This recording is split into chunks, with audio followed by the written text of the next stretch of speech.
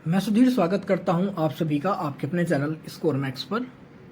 और आज हम डिस्कस करने वाले हैं आपकी MCO 6 की यूनिट 13 डिस्ट्रीब्यूशन चैनल के इंपॉर्टेंट क्वेश्चन आंसर्स। तो सबसे पहला आपका जो क्वेश्चन आता है यूनिट से कि what is channel of distribution. Channel of distribution होता क्या है, and what factors do you keep in mind while selecting the distribution channel of your product. कि आप अपने प्रोडक्ट के लिए डिस्ट्रीब्यूशन चैनल का सिलेक्शन करते टाइम किन किन फैक्टर्स का ध्यान रखेंगे। तो इसके अंदर हम देखेंगे सबसे पहले ये चैनल ऑफ डिस्ट्रीब्यूशन होता क्या है। तो a channel of distribution consist of a set of independent organisation. मतलब एक तरह से हम कह सकते हैं एक सेट होता है इंडिपेंडेंट ऑर्गेनाइजेशंस का, which is involve in making the product और services available for use on consumption. जो कि किसी प्रोडक्ट को किसी सर्विस को कंजप्शन के लिए अवेलेबल करवाएं, उसी को हम क्या कहते हैं, उनके सेट्स को क्या कहते हैं, चैनल ऑफ डिस्ट्रीब्यूशन। अब जो चैनल ऑफ डिस्ट्रीब्यूशन होता है इसके कह सकते हैं एवरी मेंबर्स, मतलब channel members are assign a set of distribution. जो मतलब इसके जितने भी मेंबर्स होते हैं इस चैनल के, हर मेंबर को एक जॉब दी जाती है कि उसके हिसाब से उसकी क्या जॉब होएगी, वो उस जॉब को कंप्लीट करेगा जिसके थ्रू की वो प्रोडक्ट फाइनल कंज्यूमर तक पहुंच सके। तो यही कहलाता है आपका चैनल ऑफ डिस्ट्रीब्यूशन। मतलब किन किन पर्सनस का, किन किन ऑर्गेनाइजेशंस का, किस किस कह सकते हैं मीडिएटर्स का यूज करते हैं हम अपने प्रोडक्ट को मैन्युफैक्चरिंग से लेकर कंज्यूमर तक पहुंचाने के लिए, वो सभी को क्या कहते हैं हम, चैनल ऑफ डिस्ट्रीब्यूशन। अब जब हम चैनल ऑफ डिस्ट्रीब्यूशन का सिलेक्शन करते हैं अपने प्रोडक्ट के लिए, तो उस टाइम हम बहुत सारी चीजों को, बहुत सारे फैक्टर्स को अपने ध्यान में रखते हैं। तो सबसे पहला फैक्टर होता है कि प्रोडक्ट कंसिडरेशन, कि हमारा प्रोडक्ट किस तरह का है, वो भी बहुत इंपॉर्टेंट रोल प्ले करता है हमारे चैनल ऑफ डिस्ट्रीब्यूशन के लिए। अगर हम बात करते हैं हमारा जो प्रोडक्ट है उसका पेरिशेबल नेचर का है, मतलब बहुत जल्दी खराब होने वाला है, 2 या 3 दिन के अंदर उस प्रोडक्ट को यूज कर लिया जाना चाहिए, तो उस कंडीशन में किस तरह चैनल ऑफ डिस्ट्रीब्यूशन का यूज करेंगे, मतलब जो सबसे छोटे से छोटा हमारे पास चैनल होगा उसका यूज करेंगे।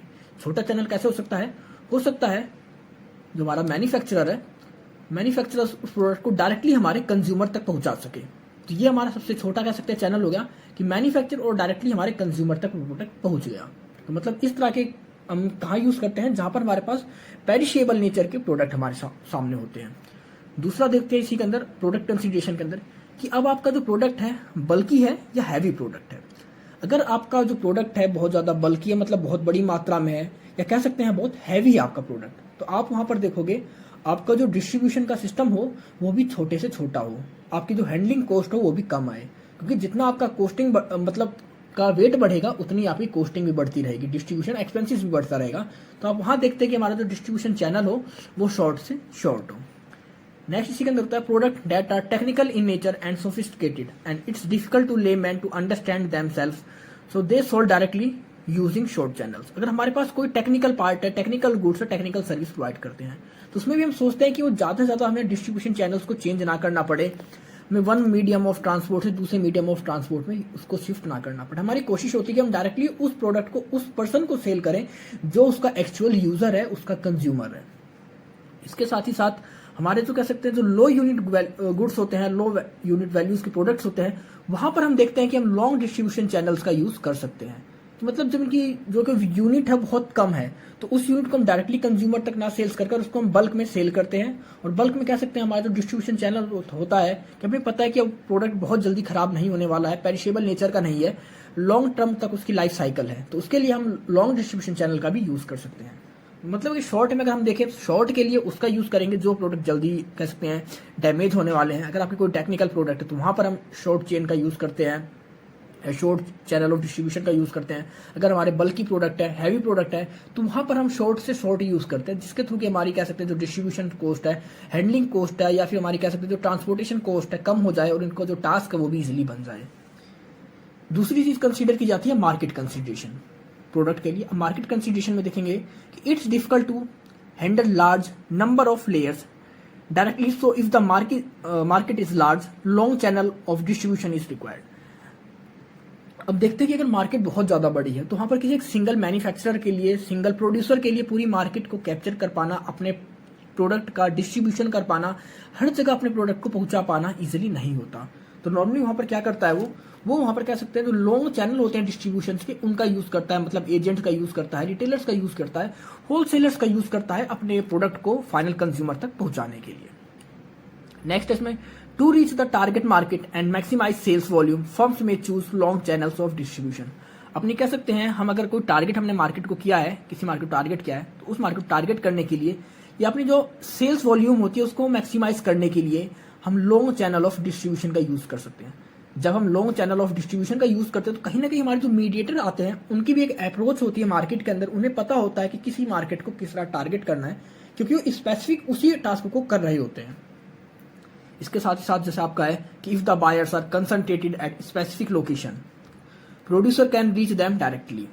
अगर कोई बायर है वो चाहता है कि उसे स्पेसिफिक प्रोडक्ट ही मांगता है किसी स्पेसिफिक लोकेशन पर, तो वहां पर हमारा जो प्रोड्यूसर है वो डायरेक्टली वहां पर उसको प्रोडक्ट डिलीवर कर सकता है। मतलब वहां पर वो कह सकते हैं एक जो शॉर्ट चैनल होता है उसका यूज कर सकता है, क्योंकि अगर उसे पता है कि इस लोकेशन पर जो बायर हमारे वो सिर्फ इसी प्रोडक्ट को यूज करेंगे, स्पेसिफिक ब्रांड की डिमांड करेंगे, तो हम डायरेक्टली वहां पर उसको सेल कर सकते हैं easily short channel of distribution का यूज कर।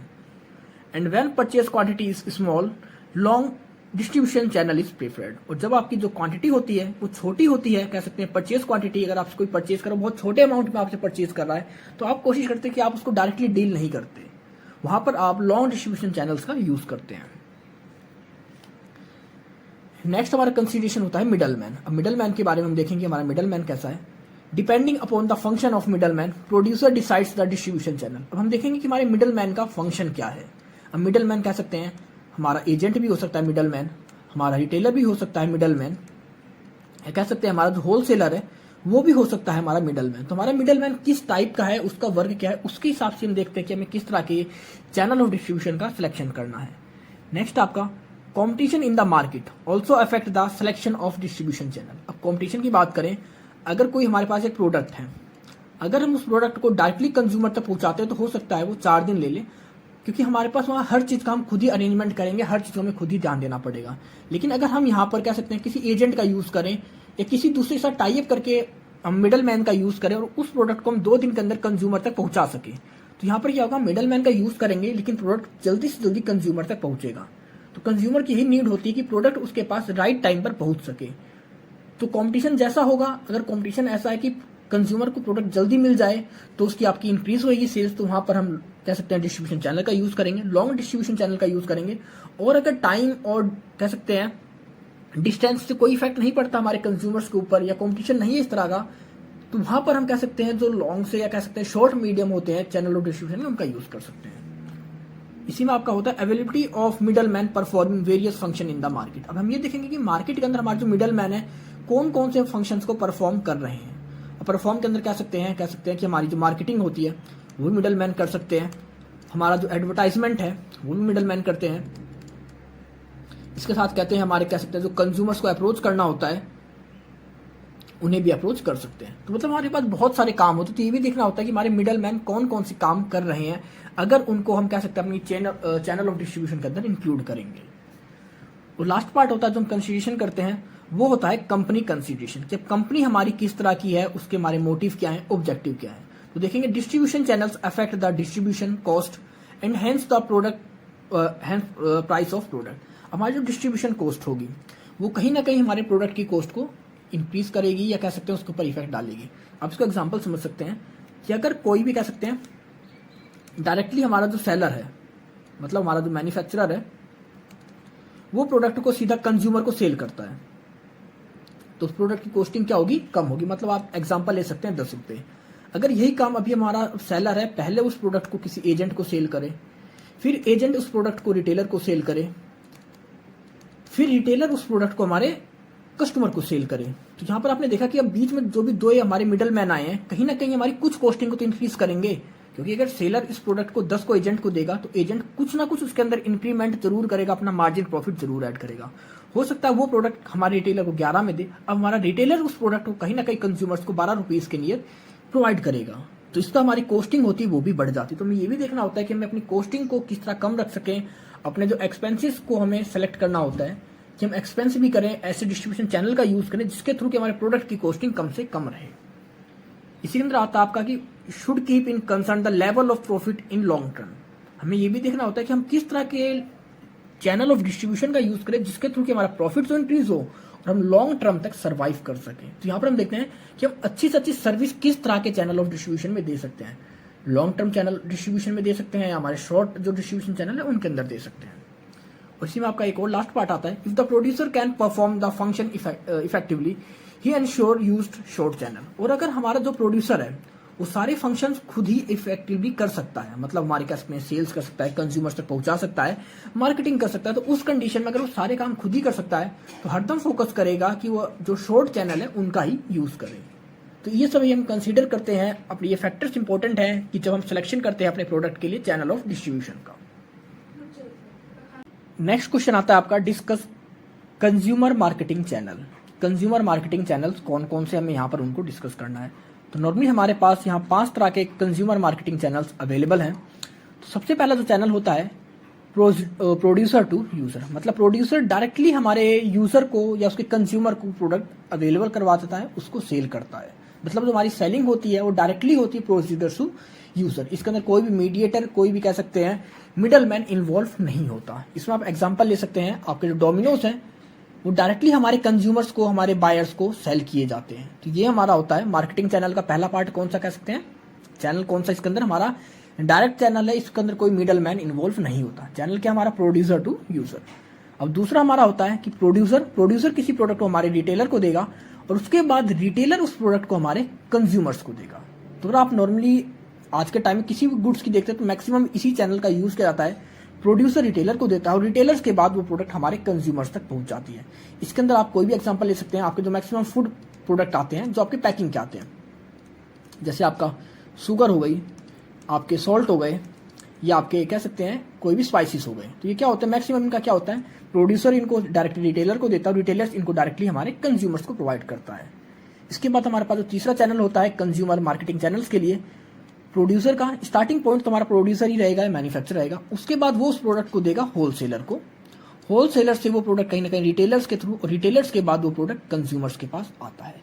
जब हम इस तरह की कह सकते हैं मेथड का यूज करते हैं, इस तरह के मार्केटिंग चैनल्स का यूज करते हैं, तो यहाँ पर हमारी जो कॉस्टिंग होती है प्रोडक्ट की वो धीरे धीरे कहीं ना कहीं इंक्रीज होनी शुरू हो जाती है। क्योंकि अब जो जितने भी मिडल मैन आएंगे, ये तो है नहीं कोई बिना प्रॉफिट के काम करेगा आपके चैनल के अंदर आपके प्रोडक्ट को कंज्यूमर तक पहुंचाने के लिए। तो जितनी ज्यादा आपके कह सकते हैं मीडिएटर्स आते रहेंगे आपके प्रोडक्ट के बीच में, उस कंडीशन में आपकी जो प्रोडक्ट की कॉस्टिंग है वो इंक्रीज होती रहेगी। और इसके अंदर आपका जो चौथा पार्ट आता है, चौथा चैनल आता है कंज्यूमर गुड्स के लिए, वो आता है प्रोड्यूसर किसी गुड्स को हमारे डायरेक्टली एजेंट रिटेलर को सेल करता है, मतलब प्रोवाइड करता है, और वो हमारे कंज्यूमर्स तक पहुंचाता है। इसका तब यूज किया जाता है जब हमारा प्रोड्यूसर डायरेक्टली हमारे कंज्यूमर से कॉन्टैक्ट स्टैब्लिश नहीं कर पाता, मतलब उसको अपने प्रोडक्ट को सेल्स करने के लिए किसी ना किसी एक एजेंट की नीड होती है। तो वही यहाँ पर होता है कि वो एक एजेंट को कॉन्टैक्ट करते हैं और एजेंट के थ्रू ही वो अपने कह सकते हैं कंज्यूमर्स तक अपने प्रोडक्ट को पहुंचाते हैं।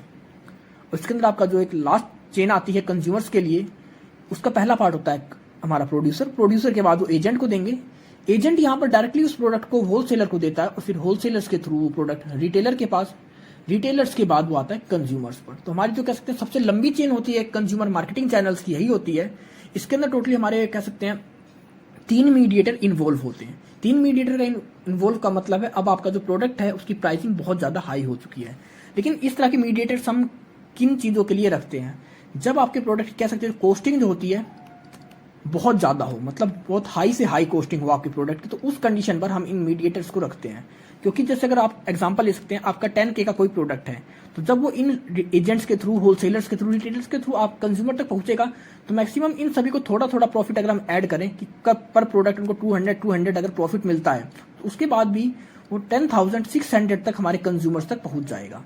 लेकिन अगर आप बात करें कोई प्रोडक्ट सिर्फ 100 रुपीज का, उसके बाद उसको हम 3 मिडल मैन के थ्रू पास कर रहे हैं, तो उस कंडीशन में ये बहुत ज्यादा कॉस्टली हो जाता है। तो यहाँ पर हम उसकी कोशिश करते हैं, जो प्रोडक्ट कह सकते हैं बहुत ज्यादा कॉस्टली है, उसके अंदर हम कोशिश करते हैं हम डायरेक्टली कंज्यूमर्स को इंटरेक्ट ना कर किसी एजेंट्स के थ्रू, होलसेलर्स के थ्रू उनसे कॉन्टैक्ट स्टैब्लिश करें।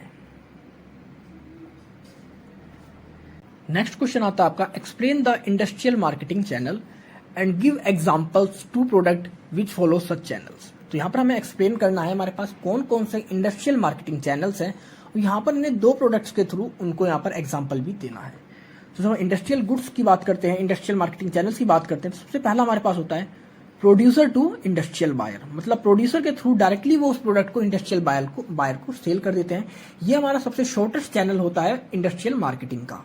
इसके अंदर आप एग्जांपल ले सकते हैं, आपके प्लेन्स हैं, आपके जनरेटर हैं, मतलब ये ऐसे प्रोडक्ट हैं जो कि एक नॉर्मल कंज्यूमर यूज नहीं करता। तो इनका यूज कौन करता है? हमारे इंडस्ट्रियल बायर यूज करते हैं। तो डायरेक्टली उस प्रोडक्ट को हमारे प्रोड्यूसर से परचेज करते हैं और इनका यूज करते हैं।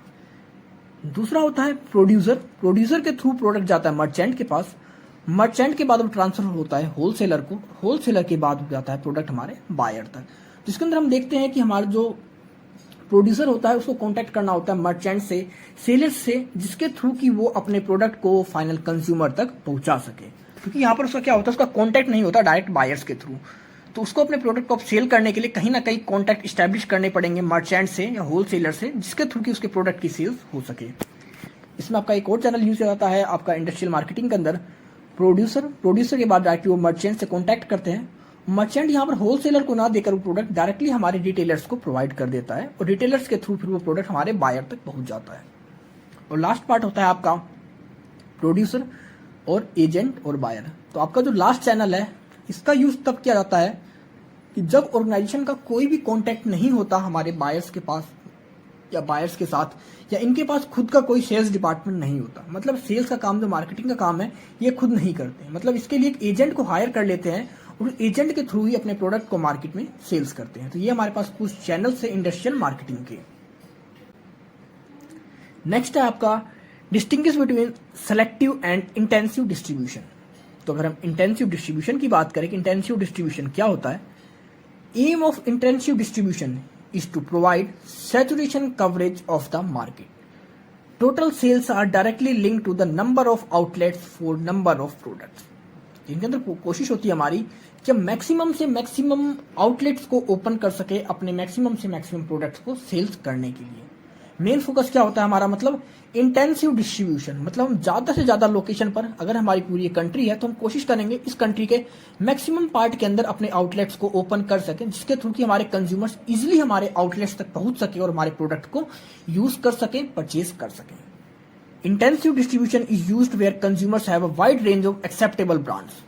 मतलब इसका कहाँ यूज किया जाता है, जब हमारे कंज्यूमर्स के पास बहुत ज्यादा रेंज अवेलेबल है, बहुत सारी ब्रांड्स अवेलेबल हैं।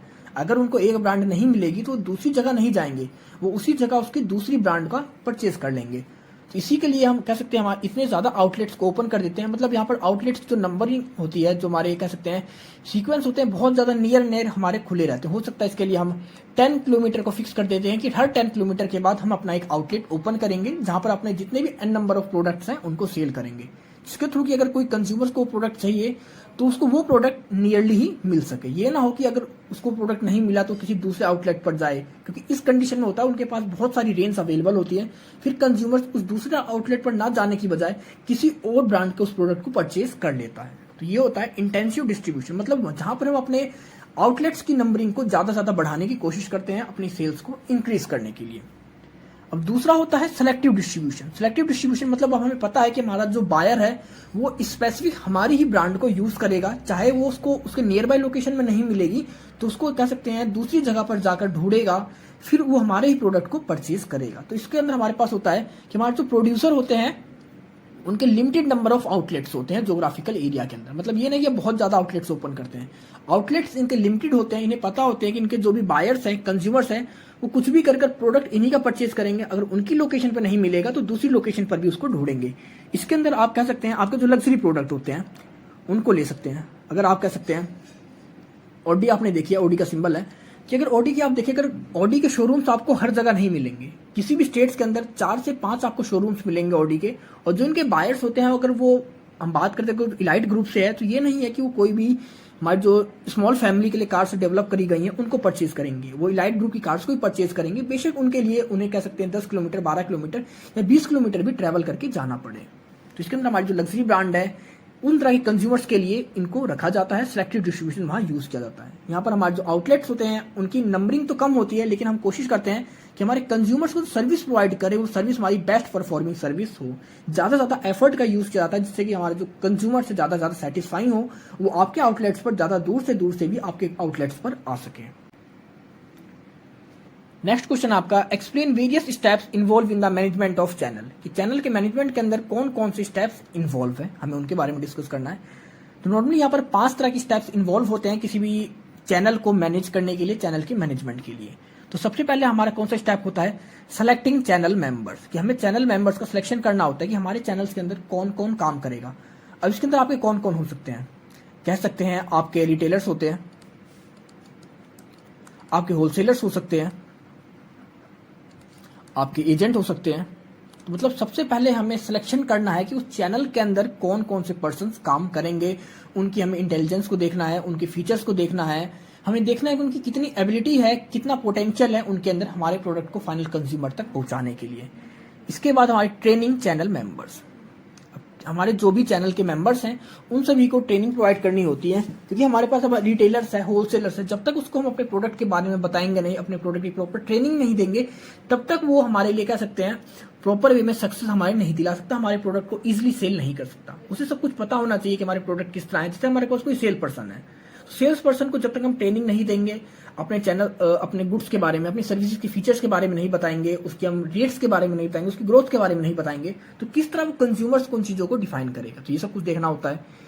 तीसरा होता है मोटिवेटिंग चैनल मेंबर्स। हमारे जो भी चैनल मेंबर्स होते हैं उनको मोटिवेट करना होता है। मोटिवेट आप किसी भी तरीके से कर सकते हैं। आप उनको कह सकते हैं इंसेंटिव देकर, या कह सकते हैं प्रॉफिट के अंदर रेशो देकर, कि आप जितना प्रॉफिट कराओगे उतना आपको रेशो मिलेगा, आपकी प्रॉफिट इंक्रीज होती रहेगी। या क्योंकि आजकल टाइम पे हम सबसे बात करते हैं इंसेंटिव की, मतलब इंसेंटिव बहुत ज्यादा यूज किया जाता है आजकल किसी को भी मोटिवेट करने के लिए, कि आप जितनी सेल्स करोगे आपका इंसेंटिव उतना इंक्रीज होता रहेगा। अगर आप 10,000 की सेल्स करते हो तो आपको 100 का इंसेंटिव मिलेगा। आप अगर 20,000 की सेल करते हो तो आपको 200 का इंसेंटिव मिलेगा। तो यहाँ पर हमारे जो होते हैं चैनल मेंबर्स वो ज्यादातर मोटिवेट रहते हैं, उनकी कोशिश होती है कि ज्यादा से ज्यादा सेल्स को आपकी कर सकें। नेक्स्ट आता है आपका इवेल्युएटिंग चैनल मेंबर। अब हमारे पास जो भी चैनल मेंबर्स हैं उनकी परफॉर्मेंस को इवेल्युएट करना, उनको मेजर करना कि क्या वो किस तरह की परफॉर्मेंस हमको दे रहे हैं, उनकी स्टैंडर्ड्स क्या हैं, क्या अपने वो जो भी उनके ऑब्जेक्टिव्स थे, उनकी जो हमने एक लिमिट फिक्स करी थी, उनका जो टारगेट था उसको पूरा कर पा रहे हैं, नहीं कर पा रहे, उनका किस तरह ट्रीटमेंट कर रहे हैं, किस तरह हमारे कोई गुड्स लॉस तो नहीं हो रहे, डैमेज तो नहीं हो रहे। इन सभी चीजों को हमें वहां पर इवेल्युएट करना होता है चैनल मेंबर्स के थ्रू। और लास्ट स्टेप होता है मॉडिफाई चैनल अरेंजमेंट्स। अगर इनके अंदर किसी भी पार्ट में कोई प्रॉब्लम होती है, लगता है हमारे इवैल्यूएशन में हमारे सेलर्स गलत हैं, हमारे जो रिटेलर्स है, या हमारा जो मैनेजमेंट हो रहा है, हमारा जो ट्रांसपोर्ट है, मतलब कहीं भी कोई कमी है, तो उसको हम किस तरह मॉडिफाई कर उसके अंदर अरेंजमेंट करते हैं, उसको चेंज करते हैं, उसको पहले से बेटर बनाते हैं। ये कुछ स्टेप्स होते हैं हमारे मैनेजमेंट ऑफ चैनल्स के। तो सबसे पहले हमें सिलेक्शन करना होता है चैनल मेंबर्स का, कि चैनल मेंबर्स के अंदर कौन कौन काम करेंगे। इसके अंदर कह सकते हैं आपके ट्रांसपोर्टर्स भी आ सकते हैं, आपके सेलर्स भी आ सकते हैं, कह सकते हैं एजेंट भी आ सकते हैं, होलसेलर्स भी आ सकते हैं, मतलब कोई भी पर्सन जो हमारे प्रोडक्ट को प्रोड्यूसर से कंज्यूमर तक पहुंचाने के लिए काम करता है। इसके बाद उनको ट्रेनिंग देनी होती है, फिर उनको मोटिवेट करना होता है कि जिसके थ्रू की ज्यादा ज्यादा सेल्स को करने में हमारी हेल्प करें। उसके बाद हम इवेल्युएट करेंगे, कह सकते हैं इवेल्यूशन करते हैं उस चैनल मेंबर्स का, कि कौन कौन से मेंबर्स कितना रिजल्ट दे रहे हैं, हमारे फेवरेबल में है या नहीं है।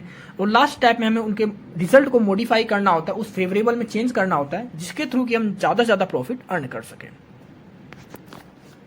और आपका लास्ट क्वेश्चन आता है कि explain channel conflicts, also mention its types and causes of channel conflicts. कि चैनल कॉन्फ्लिक्ट्स होता क्या है, इसके टाइप्स क्या है, उसके कॉजेज क्या होते हैं। तो अगर हम चैनल कॉन्फ्लिक्ट्स की बात करें, there can be conflicts between the channels members even when the channels are well organised and managed. तो बेशक हमारे चैनल कितने भी वेल ऑर्गेनाइज्ड हो, वेल मैनेज्ड हो, लेकिन कॉन्फ्लिक्ट्स हर किसी के अंदर हो सकता है। आप बड़ी से बड़ी ऑर्गेनाइजेशन दे सकते हैं, बड़े से बड़ा मैनेजमेंट दे सकते हैं, हर जगह कॉन्फ्लिक्ट आपको देखने को मिलता है। इसके रीजंस बहुत सारे होते हैं। रीजंस हो सकते हैं कि आपके ऑर्गेनाइजेशन के अंदर हर किसी का कह सकते हैं क्या परसेप्शन है उसके रोल्स का, उसकी रिस्पॉन्सिबिलिटी क्या है, उसकी एक्म्प्लिशमेंट क्या है, या किस मेंबर है या किस चैनल के मेंबर हैं वो, मतलब उनके रोल्स, रिस्पॉन्सिबिलिटी, एक्म्प्लिशमेंट, उनके पास रिस्पॉन्सिबिलिटी, उनके पास पावर्स, डेजिग्नेशन, इन सभी चीजों की वजह से कॉन्फ्लिक्ट्स होते हैं किसी भी चैनल के अंदर। तो चैनल हमारे पास किस तरह के होते हैं, 3 तरह के हमारे पास चैनल कॉन्फ्लिक्ट्स अवेलेबल हैं। तो पहला चैनल कॉन्फ्लिक्ट्स होता है वर्टिकल चैनल कॉन्फ्लिक्ट्स। वर्टिकल का मतलब होता है कि मतलब हमारे डिफरेंट लेवल्स में होता है, मतलब 3 लेवल होते हैं हमारे, टॉप लेवल, मिडल लेवल और लो लेवल। तो यह इन तीनों लेवल में हो सकता है लो लेवल की जो लोअर लेवल है उसकी मिडल लेवल से नहीं बनती, और जो हमारा मिडल लेवल है वो टॉप लेवल से कह सकते हैं कोऑर्डिनेट नहीं कर पा रहे सही से, या उनके बीच में कॉन्फ्लिक्ट्स है। तो ये होता है हमारा वर्टिकल चैनल कॉन्फ्लिक्ट्स, मतलब जब लेवल्स के एक लेवल की दूसरे लेवल के साथ नहीं बनती चैनल ऑफ डिस्ट्रीब्यूशन के अंदर। दूसरा है हॉरिजॉन्टल चैनल कॉन्फ्लिक्ट। अब हॉरिजॉन्टल की हम बात करेंगे कि सेम लेवल के साथ रहने के बाद भी हमारे कुछ अलग अलग डिपार्टमेंट्स होते हैं। जैसे आपका मैन्युफैक्चरिंग का डिपार्टमेंट अलग हुआ, मतलब आपका मैन्युफैक्चर का अलग डिपार्टमेंट है, आपका पैकिंग का अलग डिपार्टमेंट है, आपका सेल्स का अलग डिपार्टमेंट है। मतलब ये सारे एक ही लेवल पर काम कर रहे हैं, लेकिन इन सभी के बीच में भी जरूरी नहीं है कि हरदम कोऑर्डिनेशन स्टैब्लिश हो सके। तो अगर इनके बीच में कोऑर्डिनेशन स्टैब्लिश नहीं होगा तो इनके आपस में भी कॉन्फ्लिक्ट अराइज हो सकते हैं। हो सकता है कि पैकिंग के लिए उसके मैन्युफैक्चर से प्रोडक्ट चाहिए थे, लेकिन उसको प्रोडक्ट नहीं मिले। अब सेल्स वाले को जब अगर पैकिंग वाले को प्रोडक्ट नहीं मिले पैकिंग के लिए, तो किस तरह वो प्रोडक्ट को सेल्स वाले को पहुंचा पाएगा। तो कह सकते हैं हमारे ये कह सकते हैं जो सेम लेवल पर डिपार्टमेंट होते हैं उनके बीच में भी कॉन्फ्लिक्ट देखे जाते हैं। उसके साथ ही आपका जो तीसरा होता है कि multi level conflict. Multi level के अंदर आपका किसी भी तरीके से हो सकता है आपका वर्टिकल कॉन्फ्लिक्ट हो या आपका हॉरिजॉन्टल कॉन्फ्लिक्ट हो। तो यहां पर आपके दोनों कंडीशन में कॉन्फ्लिक्ट देखे जाते हैं मल्टी चैनल कॉन्फ्लिक्ट के अंदर। अब इनके कॉजेज क्या होते हैं, रीजंस क्या होते हैं। तो रीजन जैसे हमने आपको बताया तभी ऊपर कि इनके रोल्स होते हैं, रिस्पॉन्सिबिलिटीज होती हैं, इन सभी की वजह से हमारे ये कॉन्फ्लिक्ट देखे जाते हैं। तो सबसे पहला कॉजेज की बात करेंगे। Conflicts can occurs when channel members are not about their roles and rights. कि जब हमारे चैनल के जो मेंबर्स हैं उनको उनके रोल्स और राइट्स के बारे में सही से ना पता हो तो वहां पर कॉन्फ्लिक्ट होगा। हो सकता है एक पर्सन सोचेगा ये रोल दूसरे पर्सन का है और दूसरा पर्सन सोचेगा कि ये पहले पर्सन का है, और वो रोल हमारा जो वर्क होता है, जो हमारा काम होता है, वो कहीं ना कहीं अधूरा रह जाएगा। तो उस कंडीशन में फिर हमारा कॉन्फ्लिक्ट जनरेट होएगा कि ये काम किसका था जिसकी वजह से काम नहीं हो पाया और हमारा जो ऑब्जेक्टिव था पूरा नहीं हो पाया। नेक्स्ट आपका different in the perception of channel members also lead to the channel conflict. अब चैनल के अंदर जितने मेंबर काम करते हैं हर किसी का परसेप्शन अलग अलग होता है उस चैनल के लिए, उस प्रोडक्ट के लिए। किसी का परसेप्शन है कि कंज्यूमर्स तक इजीली से इजीली जल्दी से जल्दी प्रोडक्ट को पहुंचा पाना, तो किसी का परसेप्शन है कि प्रोडक्ट को अच्छी से अच्छी क्वालिटी में कंज्यूमर्स तक पहुंचा पाना। तो हर किसी का परसेप्शन अलग होता है चैनल्स का, जैसा उनका परसेप्शन रहेगा उसकी वजह से कई बार हमारे पास कह सकते हैं कॉन्फ्लिक्ट आ जाते हैं। उसके साथ ही साथ it also occur due to the independence of the intermediaries on the manufacturer. उसके साथ हमारे जो इंटरमीडियरीज होते हैं वो भी उनका कह सकते हैं डिपेंडेंट होते हैं हमारे मैन्युफैक्चरर के ऊपर, उसकी वजह से भी हमारे पास कॉन्फ्लिक्ट देखने को मिलता है। इसको आप एग्जांपल से समझ सकते हैं कि मैन्युफैक्चरर है, हमारे यहां पर कह सकते हैं होलसेलर है, और फिर हमारे रिटेलर है। अब हमारे पास कह सकते हैं होलसेलर ने रिटेलर्स के थ्रू कोई ऑर्डर ले लिया है कि वो इस ऑर्डर को कह सकते हैं 12 तारीख को हमारे रिटेलर्स को प्रोवाइड कर देगा। लेकिन अब मैन्युफैक्चरर अगर किसी कंडीशन में वो प्रोडक्ट हमारे होलसेलर को प्रोवाइड नहीं कर पाता 12 तारीख तक, वो कहता है उससे अब और टाइम चाहिए, तो इस कंडीशन में क्या होगा। अब यहाँ पर फिर से तो कॉन्फ्लिक्ट आएगा कि रिटेलर्स ने हो सकता है आगे उसकी फिर से वैल्यू ट्रांसफर कर दियो, आगे उसने अपनी कह सकते हैं एग्रीमेंट बना लिया कि मैं आपको 12-13 को इस प्रोडक्ट को अवेलेबल करवा दूंगा। लेकिन इसके अंदर मैन्युफैक्चरर की जो कमी की वजह से या जो भी रीजन रहा हो, मैन्युफैक्चरर अपने ड्यूटी को पूरी नहीं कर पाया, उसकी वजह से कहीं ना कहीं पूरी चेन के ऊपर इफेक्ट पड़ता है हमारी डिस्ट्रीब्यूशन की। तो ये भी कॉजेज होते हैं हमारे चैनल ऑफ कॉन्फ्लिक्ट के। तो ये आपके इंपॉर्टेंट क्वेश्चंस खत्म होते हैं इस यूनिट के। आई होप आपको सब कुछ समझ में आ गया होगा। अगर आपको कोई इशू है, कोई डाउट है, तो आप कमेंट सेक्शन में कमेंट कर सकते हैं, और अब आप मुझे मेरे इंस्टाग्राम और टेलीग्राम पर भी फॉलो कर सकते हैं। तो मिलते हैं जल्दी एक नई वीडियो के साथ, तब तक के लिए take care, goodbye friends.